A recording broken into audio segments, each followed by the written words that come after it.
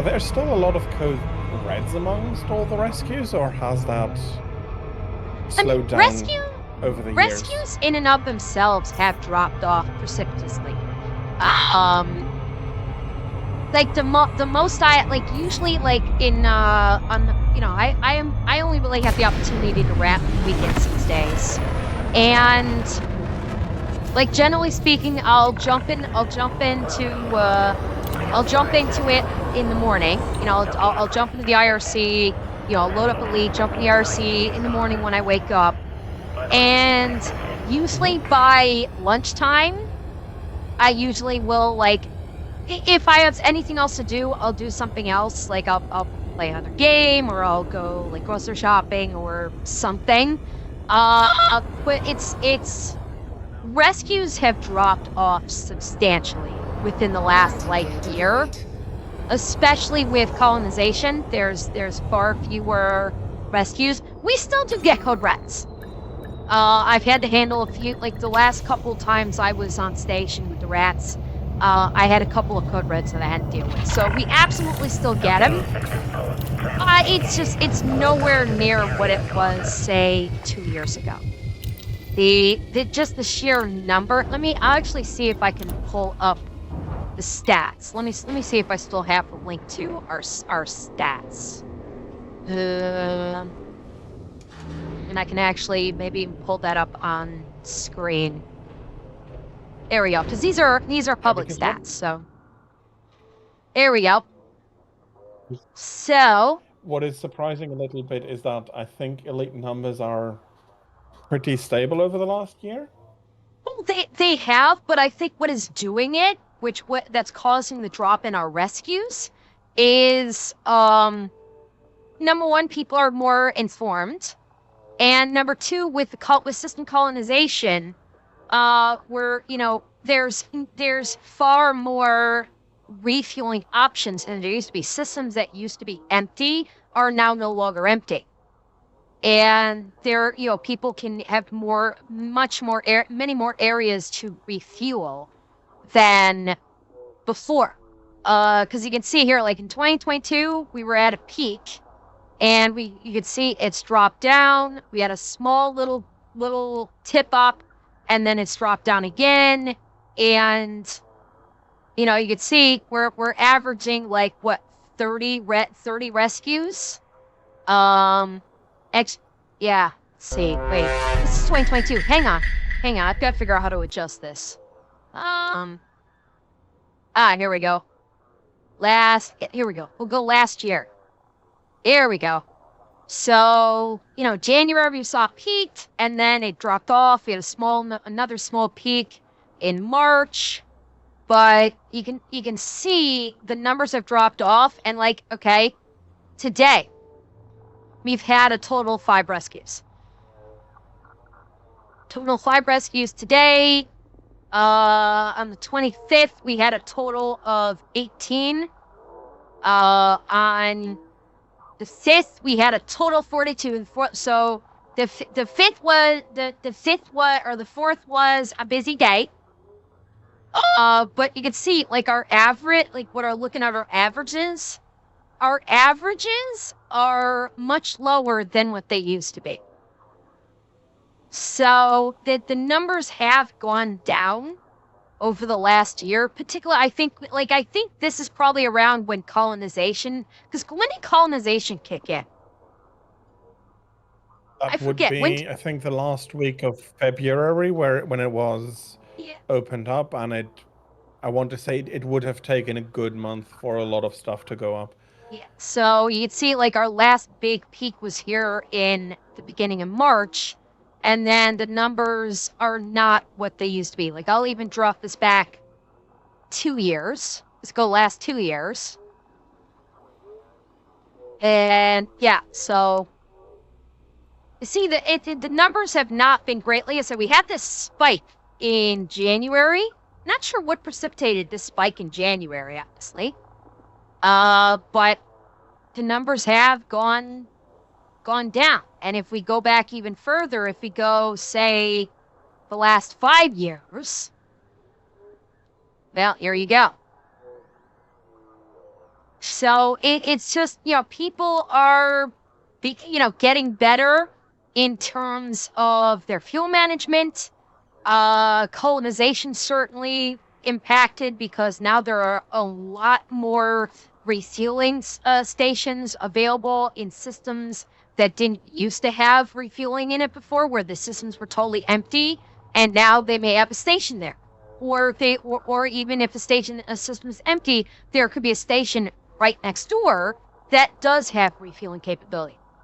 So we still get them, but it's just not as many as there once were. Like there used to be days where, like after I would get home from work in the evening, I would spend maybe, I don't know, 5, 6 hours on Elite after I'd get home from work every day.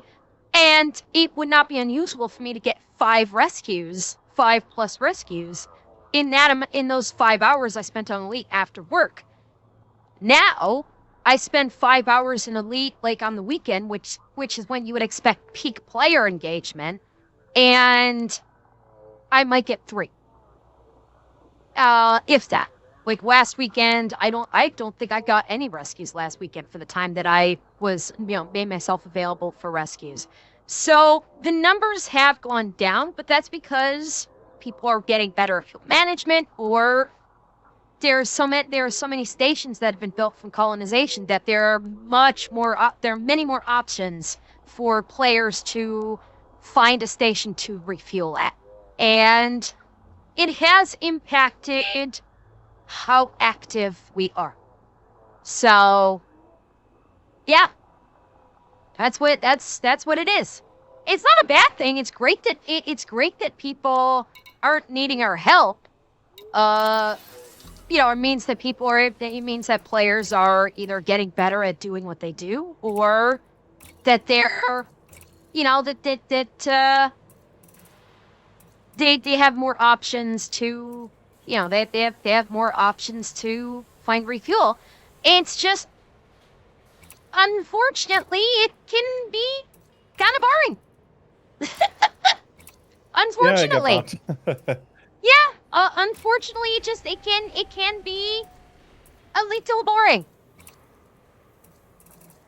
But it is what it is. That's Yeah. why, I try and find other things to do. And yeah, it is what it is. It is what it is, but I am still very grateful to you and all the other rats for keeping at it. It is. I know I never needed any of your the rats' help, but it is very calming to know that you are out there. Well, it's So our it's thank our you. pleasure to it's our pleasure to do it. I mean, the reason why so many of us have stuck around for so long is because we love doing it. It's being a fuel rat without question has been one of my highlights of Elite for these last 5 years that I've been playing. It has absolutely been a highlight. I absolutely love doing it. I absolutely love that if someone needs help, I will immediately just hit the hyperdrive and jump to them and help them out, give them, for people that are new, giving them advice that they might not that they might need, and knowledge that they might not have. And a big part of it is, like, for some people with the fuel management of it, people, like, they run out of fuel and they might get frustrated and go, I don't want to play this game anymore. And then by calling us, we can go out there, we can get them fuel so they can keep going. They don't have to explode and then start all over again. And we can also give them advice to make their experience in Elite a little bit more fun and a little less frustrating. And if it keeps people playing with Elite, that's great. If we can make their day a little bit better by just coming out, helping about, and getting them on their way with a little bit of advice, it's wonderful. It's it's Yeah, I love doing it. I absolutely understand that, and I do think that the fuel rats are responsible for helping a lot of people to stick with Elite. I'd like to think so. it is. I try not to be too conceited, but sometimes I miss things that for me have become in the time I've been playing Elite Dangerous, its predecessors, that I don't think about some stuff because it's just become second nature. So, Oh, um, same. but yeah, Absolutely people same. do need a lot of help to get really started. Mhm. And that is, to this day, that's a challenge. It absolutely is still a challenge that when you have newer players that come to us for help, and we're trying to guide them through the process. That can be a challenge because we might think like, all right, what system are you in? And their response is, oh, and they don't really get it, and then we have to like talk them through how to find the system, and we have to try and do it in a way that's not confusing. Like, all right, go, you gotta go this and then this and this. We have to try and like slow things down a little bit. I don't want to say dumb it down, but maybe like simplify it more. Like with people that don't know what system they're in, they'll come to us and we don't they put in the wrong system name or they don't know it, and then we have to guide them. Say, okay, like if I'm dispatching, I'll say, all right, look over at your nav panel that's on the left and look at the system name that's in the top left corner, and like try and use like non like tech or non uh in-game It's specific. language to guide them through it. And that's one of the things that I always that can be a little bit of a challenge when you're a dispatcher. Specifically when you're that's when you see it the most, is when you're a dispatcher and you have to guide people through the steps. In particular, one of the biggest challenges is getting people to initiate a friend request and then do a team invite, especially during a code red situation. That can be really challenging for new players, trying to basically, the friend request, not such a big thing, but like during the actual rescue is like guiding them through sending the team invite and then checking to make sure that beacon is already on. And in specific, it's because it's a high pressure, high intensity situation, because you are on a ticking clock. Your average code red has 3 minutes or less of oxygen. And those 3 minutes could easily be Yeah, I spent can see by a that. new player fumbling around trying to find what you need them to do. And so there's a lot, there's a lot of prep work with the new players in trying to explain what they need to do in much more simplistic terms. And it's also one reason why we have visual guides. Like anytime we do a code red rescue, when we are prepping the client for the rescue itself, like explaining what they need to do, that's why we also have like a video file that the client can look at. It's not one that they have to download. It's basically a link to Imgur. I believe it's on Imgur. I can't remember exactly which sharing site we're using for that. But like we have a video link file that they can open up in a browser, and it will actually show them, okay, it will actually basically show them what they are doing. What they'll be seeing from their view of the cockpit. And Yeah. yeah, that's the biggest challenge when it comes to helping out new players, is just walking them through the steps that for you and me would be so basic it's literally second nature. We can do it without even thinking.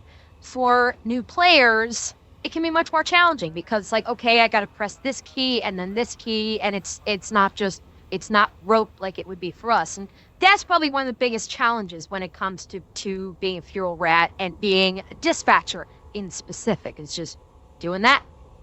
But we've got everything dialed in pretty good at this point. We've got it down to a science. Well, your statistics speak for themselves.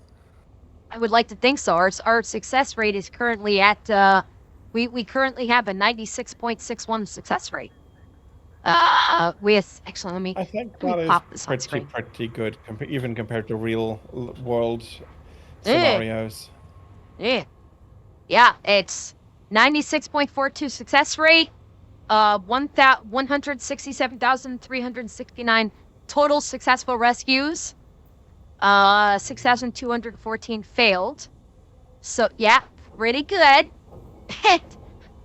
I like this, the success rate for this period of time, for the last 5 years. You'll notice what the top system rescue is. Actually, I'm blocking it. Hang on, let me shift a little bit, see. Everybody can see. Notice what the top system is where where the rescues have been conducted in the last 5 years. Why am Fucking I not Alpha Centauri. surprised? Goddamn button runs. Yeah. And then the other one is, the other one is Cranhat, and was it, Tarkapi is the other one, the starter system. That's the other one that's one of the top ones. And I'm pretty sure that the Call 285 Sector RKP, that's close to its starter system too, I believe. So, yeah, that's where the majority of them come from. Yeah. That Well, absolutely Jack, makes it's not that sense. people Well, it's not that people really want the free Anaconda. Believe it or not, the free Anaconda thing is not overly prevalent. It's a lot there's a lot of people, new players, that they will get when they first start off. One of the missions that they can get in the starter systems is go do a delivery to Hutton Orbital. Data delivery or cargo delivery. That is a pretty common mission for new players to grab within the starting systems. Excuse me. And they don't realize at the time that Hutton Orbital is 0.21 light years away, or an hour and a half real-time travel time. And so they don't realize the distance. Most of them are in their starter sidewinders, which, unless they turn off everything except life support thrusters and frameshift drive, fuel tank's not going to make it. And they don't know it. And so it's why Hutton Orbital basically is kind of actually a rite of passage for new commanders. Not for the whole, Anaconda thing. It's just making the journey to Hutton Orbital is kind of a rite of passage for everybody. Yeah, and we still get on rescues to this day.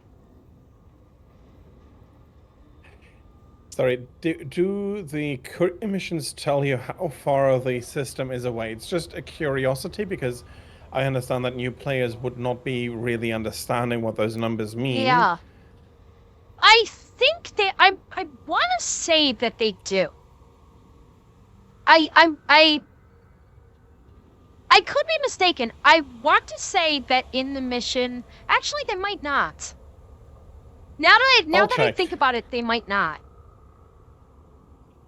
Like they'll give you the distance. Yeah, they'll give you the distance of the system from your cart location. I actually don't think that it gives the distance of the station from the main star. That I don't think it does. That's the one thing that I don't think it provides. Yeah, the light year distance absolutely it would provide. Right. I'll have a look, because that would be interesting. Dump the hangar while I'm thinking about this. There we go.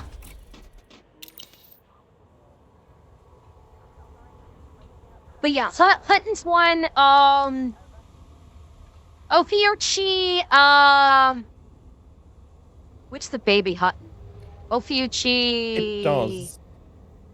Hang on. Oh, does it? It will tell you how far the starport is away from the star. Not on the big mission select screen, but if you go into a mission to accept it, it says starport, for example, Barcelona Enterprise, outpost, estimated 240 light seconds. Okay. But of course, a new player will not be able to interpret that. Well,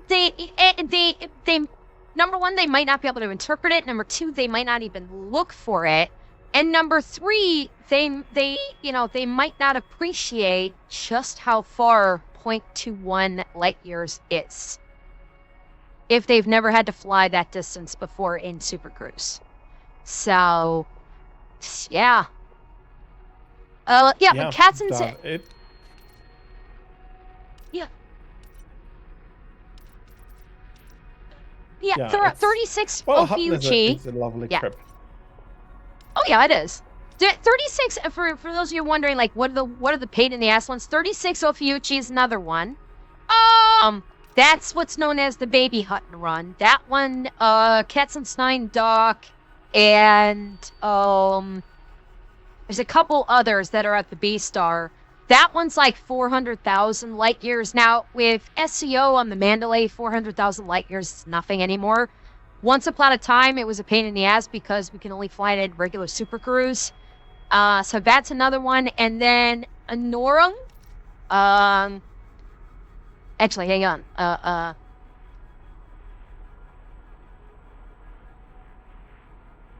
So yeah, 36 Ophiuchi. If I pull up the system map, you can see the Katzenstein Dock is sorry, this is the bit. Sorry, I was confusing a norm. Yeah, no, 36 Ophiuchi. You guys can't see. I'll have to let me hide Twitch chat really quick. Yeah, the stations at 36 Ophiuchi are 0.14 light years from the main star. So they are about half the distance, slightly over half the distance of a hut and run at 36 Ophiuchi. So that's why we call it a baby hut, because it's a little over half the distance to hut. So that's still like in regular Super Cruise 45 minutes, and if you are in a stock Sidewinder, you're not making it. So we've had to do more than a few rescues in 36 Ophiuchi. And then the other one... no. Yeah. Aornum is the other one. This is one where the station's Boxen Terminal, this one is 457,000 light years, which is not bad. That's not bad, but again, for a starting player in a starting Sidewinder, they don't realize it's a good idea to refuel before starting that Super Cruise trip. Will run out almost right before they're due to drop. So those are like the three long distance ones that we got commonly over the years, because they're such long distance and new players don't like new players haven't learned how to gauge the distances and don't appreciate just how far they have to travel and how long they have to travel in Super Cruise going to each of these systems. And now there's another system, I forget which one it is. There's now another system that is actually a further run than Hut, which I have not been around when we've had those. But there's one out. There's now you know what system it is, Cesar? The bit major, 15.65 million light seconds. What is it again? W major? Double. The beep major, DABIH major. Ah, there we go. 15.65 million light seconds, so more than double. I don't have that. It's like 0.25. It's like 0.25 light years, I believe. Actually, I could probably find this in. Hang on. Probably find it in Inara. Let's see. Could your Mandalay do that on a single fuel tank? I don't think so. No, Mandalay could. In SEO, no. Mandalay could not. Is there a ship that can do the run in one go on SEO? No. Not that one, no. That one exceeds that one absolutely exceeds any ship's ability, because Mandalay is by far the most fuel economic ship in SCO in the game. That's why the Mandalay Sure, only but goes Clipper 4,000. could You the Panther was that? Clipper has Nope. such a huge fuel capacity. Yeah, but its fuel usage is higher than the Mandalay's.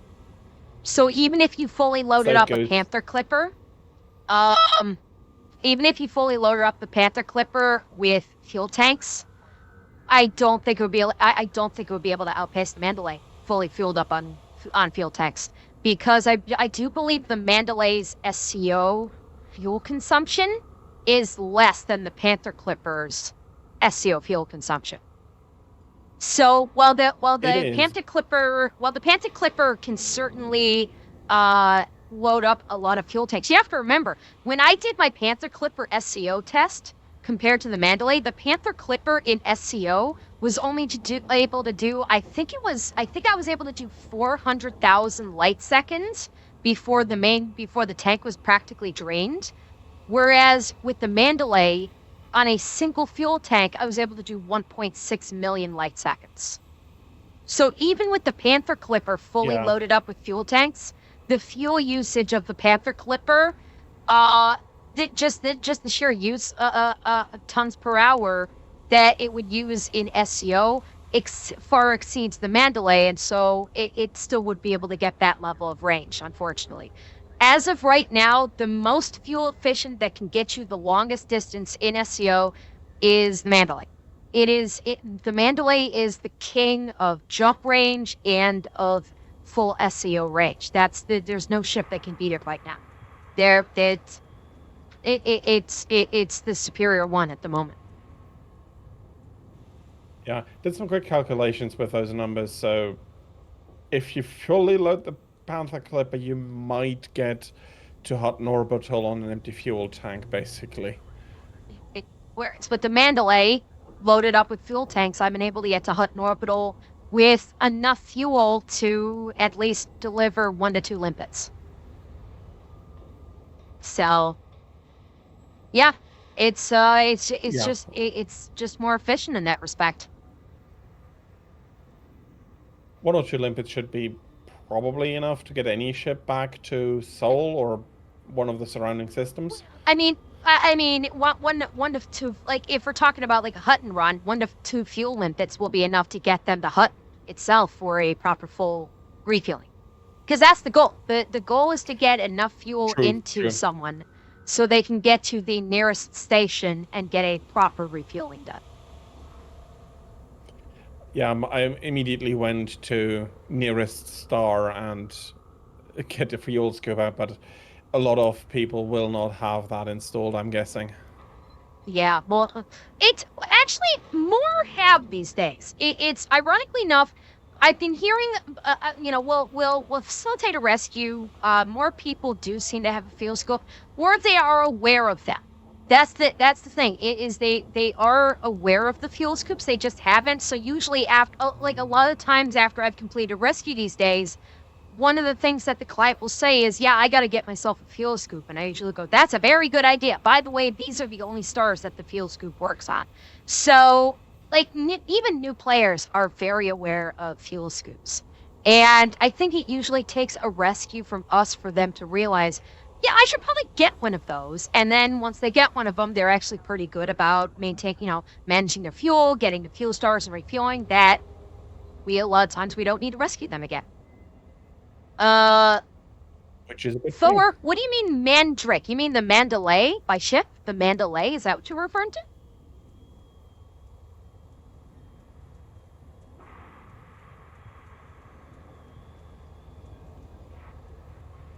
Well, the Mandalay is my ship. It's the ship that I'm currently flying.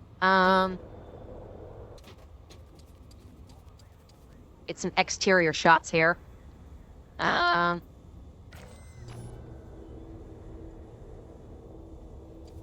Now, okay, there you go. Ship low. So, that's that. I can't. Damn it. I don't think I have any exterior cameras. Oh, there it is. You do have more exterior cameras. There it is. Yeah, so that's my ship, the Mandalay. It's my fuel rat ship. This is what I use to facilitate rescues for the fuel rats. So right now, this ship is the meta for the fuel rats.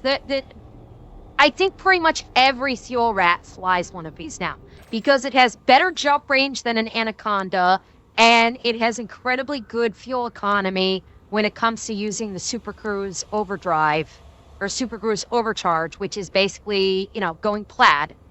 And it's basically become the standard fuel rat ship. Like, I swear to God, I think Frontier, when they were building the Mandalay, I still think that when they built the Mandalay, they actually built it with the fuel rats in mind.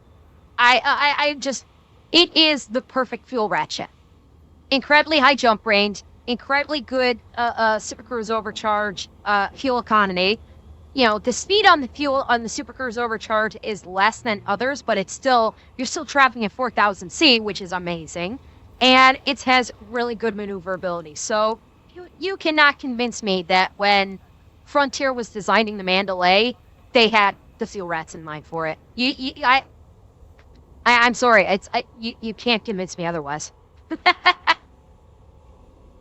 Well, that's how much Frontier appreciates all of your hard work too. It's wonderful that they do. It's still amazing to me that the fuel rats have become an icon of Elite Dangerous. That, when people talk about Elite Dangerous being an incredible game, invariably the fuel rats are mentioned as a part of that because we have become such a staple of the game, and it's incredible and also very humbling as well that our group is held in such high regard and in such high esteem when talking about this game that is 10 years old and is still going incredibly strong. Well, Atanashi, in fairness of the billboard, Atanashi, Frontier did not do that for us specifically. The billboard thing, that is more of a testament to the community because the billboard, our billboard, was a part of a community thing that Frontier held, where Frontier said, submit your ideas for hollow billboards. And one of them was someone submitting the fuel rat, submitting something for the fuel rats, our logo, along with our motto of "We have fuel, you don't. Any questions?"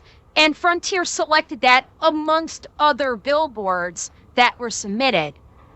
It's so wonderful that someone thought so highly of us that they submitted that billboard design as one of them, and that Frontier chose it. It's so wonderful that they did it. But it's not like Frontier out of pocket did that. Now, they did do the thing with Fuelum, where they call Fuelum the Fuel Rats home system, and they actually wrote more about Fuelum. Actually, let me pull it up. There's actual in lore stuff about the Fuel Rats. Where is Colonia it? System Ratium? Colonia is it's Colonia is like our or is it Rhododentia? Rhododentia is our satellite. It is our that's our secondary location. But it was in game. Maybe it's not actually in game. Yeah, here it is. Here it is. System summary. Okay. So, home system for the fuel rats mischief.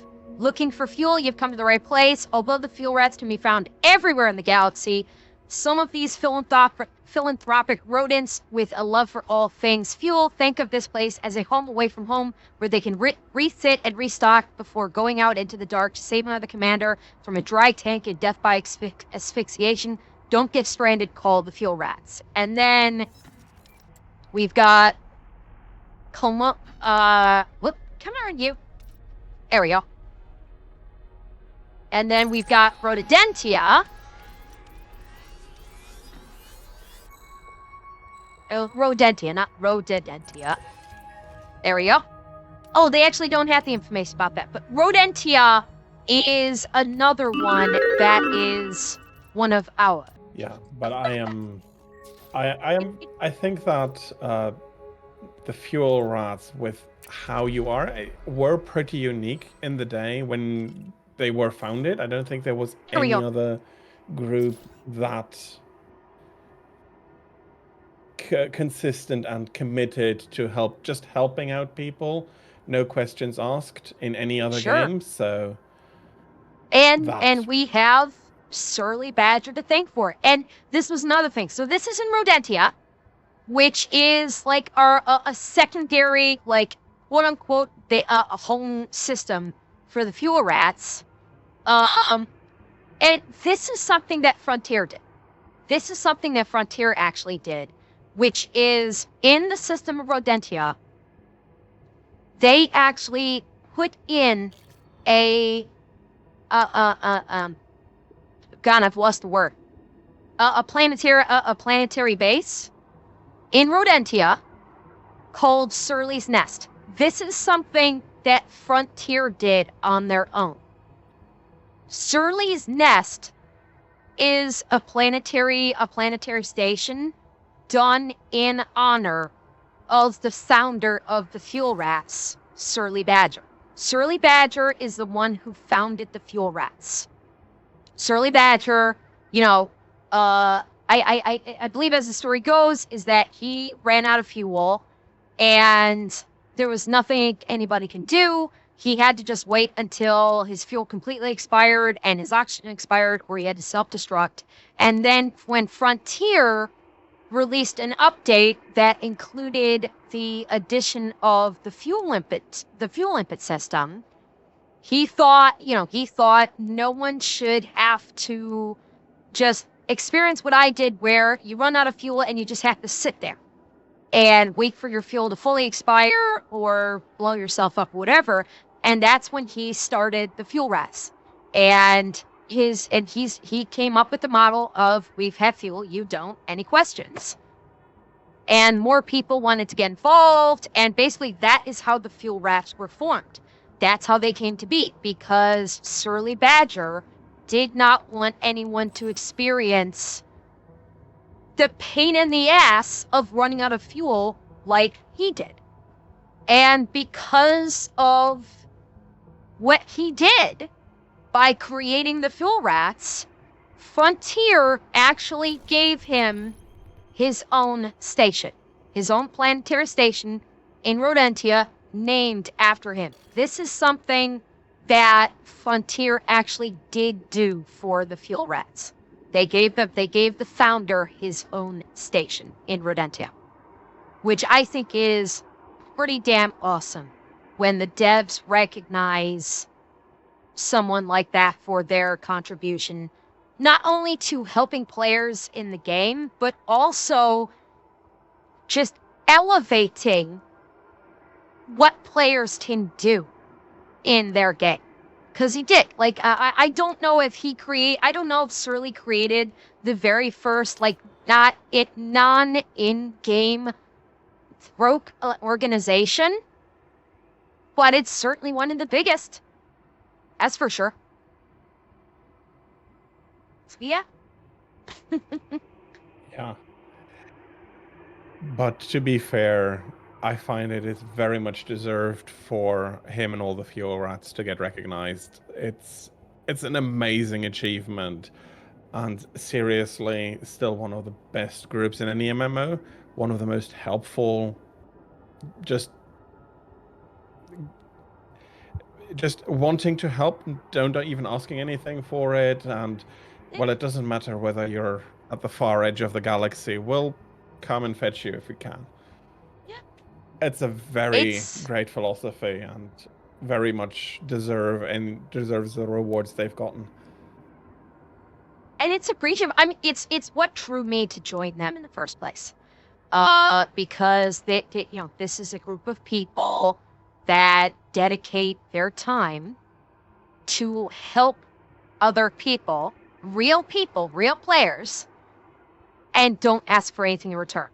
Basically, our reward, as I put it to clients that I've rescued before, when they say, can I give you something? And I tell them, no, our service is totally free. And some of them will even try to insist, like, hey, I want to give you something. You flew out all this way. Like if I've had to go like 3,000 light years away, like you came all this way. I'm like, listen, you not exploded because you ran out of fuel and ran out of oxygen, and you being able to continue to enjoy the game without having to explode and do a rebuy, that's our reward.